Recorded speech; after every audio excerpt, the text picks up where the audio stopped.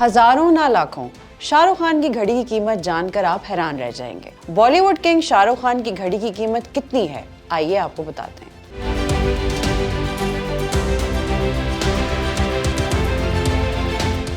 जुम्मे को भारतीय शहर मुंबई में international Indian film academy awards IIFA की प्रेस कॉन्फ्रेंस हुई, जिसमें शाहरुख खान समेत दीगर शख्सियात ने शिरकत की। इस इवेंट में शाहरुख खान सबकी तवज्जो का मरकज बने रहे और इस दौरान उनकी कलाई पर मौजूद घड़ी ने सबकी तवज्जो समेट ली। किंग खान ने पेरिस कॉन्फ्रेंस में जो मामूली नजर आने वाली घड़ी पहन रखी थी, उसकी कीमत जानकर आप हैरान रह जाएंगे।